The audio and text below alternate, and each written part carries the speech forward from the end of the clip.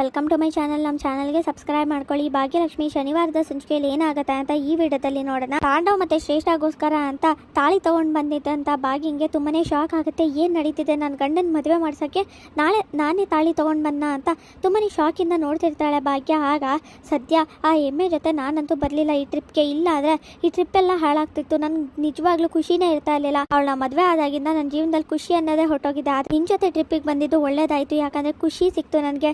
ನಿಜವಾಗ್ಲೂ ನೀನಿದ್ರೆ ಯಾವಾಗಲೂ ನಾನು ಖುಷಿಯಾಗಿರ್ತೀನಿ ಶ್ರೇಷ್ಠ ಅಂತ ಮಾತಾಡ್ತಿರ್ತಾನೆ ತಾಂಡವ್. ಅದನ್ನ ಕೇಳಿಸ್ಕೊಂಡು ಹಾಗಾದರೆ ನನ್ನ ಜೊತೆ ಇಷ್ಟು ದಿನ ಬಲವಂತದಿಂದ ಇದ್ರೆ ಇರು ಅಂತ ತುಂಬಾ ಬೇಜಾರು ಮಾಡ್ಕೊಂಡು ಅಳ್ತಿರ್ತಾಳೆ ಭಾಗ್ಯ. ನಾನಂತೂ ಆ ಎಮ್ಮೆ ಜೊತೆ ಜಾಸ್ತಿ ದಿನ ಇರೋದಿಲ್ಲ. ಆದಷ್ಟು ಬೇಗ ಆ ಭಾಗ್ಯಂಗೆ ಡಿವೋರ್ಸ್ ಕೊಟ್ಟು ನಾನು ನಿನ್ನ ಹತ್ರ ಬಂದ್ಬಿಡ್ತೀನಿ ಶ್ರೇಷ್ಠ. ನಾನು ನೀನು ಮದುವೆ ಆಗಿ ಖುಷಿಯಾಗಿರೋಣ.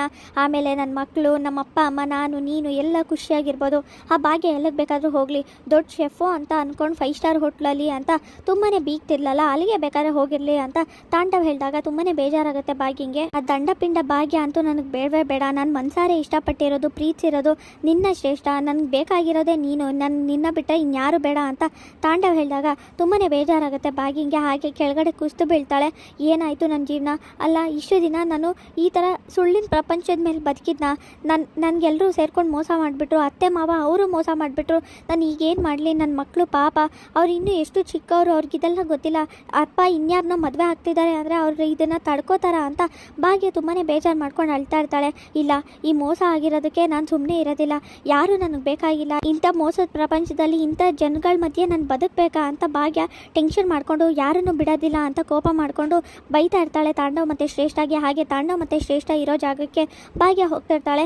ಕುಸುಮ ಇಲ್ಲಿ ದೀಪಗಳು ಹೊಡೆದೋಗಿರೋದನ್ನ ನೋಡಿ ಹಾಗಾದರೆ ಭಾಗ್ಯಂಗೇನೋ ಆಗುತ್ತೆ, ನಾನು ಈಗಲೇ ಅವಳ ಹತ್ರ ಮಾತಾಡಬೇಕು, ಅವಳಿರೋ ಜಾಗಕ್ಕೆ ಈಗಲೇ ಹೋಗೋಣ ಅಂತ ಹೇಳಿದಾಗ, ಅಯ್ಯೋ ಏನು ಹೇಳ್ತಿದ್ಯಾ ಕುಸುಮ, ಅಲ್ಲ ಇದಕ್ಕಿದ್ದಾಗೆ ಹೋಗಬೇಕು ಅಂದರೆ ಅವಳು ಎಷ್ಟು ದೂರ ಇದ್ದಾಳೆ, ನಾವೀಗ ಹೋಗೋಕ್ಕಾಗಲ್ಲ, ಬೇಕಾದ್ರೆ ಫೋನ್ ಮಾಡೋಣ ಅಂದಾಗ ಫೋನ್ ಮಾಡಿದ್ರೆ ಫೋನ್ ತೆಗಿತಿರಲ್ಲ. ಆಗ ಫೋನ್ ತೆಗಿತಿಲ್ಲ, ನನ್ನ ಭಾಗ್ಯಂಗೇನೋ ಆಗಿದೆ, ಅವಳಿಗೆ ಮಾತ್ರ ವಿಷಯ ಗೊತ್ತಾಗಬಾರ್ದು. ಪದೇ ಪದೇ ಆ ಬಾಬಾ ಬಂದು ಹೇಳೋದು, ಆ ಕನಸು ಎಲ್ಲ ನಿಜ ಆಗಿಬಿಡುತ್ತೆ. ಹಾಗಾದರೆ ತಾಂಡವ್ ವಿಷಯ ಗೊತ್ತಾದರೆ ನನ್ನ ಸೊಸೆ ನನ್ನ ಮನೆ ಬಿಟ್ಟು ಹೊರಟೋಗ್ತಾಳೆ, ಏನು ಮಾಡೋದು ಅಂತ ಕುಸುಮ ಟೆನ್ಷನ್ ಮಾಡ್ಕೊಂಡು ಯೋಚನೆ ಮಾಡ್ತಿರ್ತಾರೆ.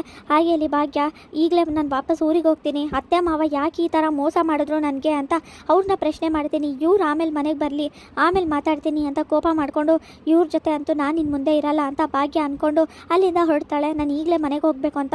ಅಯ್ಯೋ ಮೇಡಮ್, ಜೋಡಿಗಳು ಹಾಗಾದರೆ ಅವ್ರಿಗೇನು ಮಾಡೋದು ಅಂದಾಗ, ನೀವೇ ಅವ್ರನ್ನ ನೋಡ್ಕೊಳ್ಳಿ, ನಾನು ಹೋಗಲೇಬೇಕು ಅಂತ ಭಾಗ್ಯ ಅಲ್ಲಿಂದ ಹೋಗ್ತಾಳೆ. ಇಲ್ಲಿಗೆ ಶನಿವಾರದ ಸಂಚಿಕೆ ವಿಡಿಯೋ ಮುಕ್ತಾಯವಾಗಿದೆ. ಈ ವಿಡಿಯೋ ಇಷ್ಟವಾಗಿದೆ ಲೈಕ್ ಮಾಡಿ, ಶೇರ್ ಮಾಡಿ, ಕಮೆಂಟ್ ಮಾಡಿ, ಹಾಗೆ ಸಬ್ಸ್ಕ್ರೈಬ್ ಮಾಡಿ.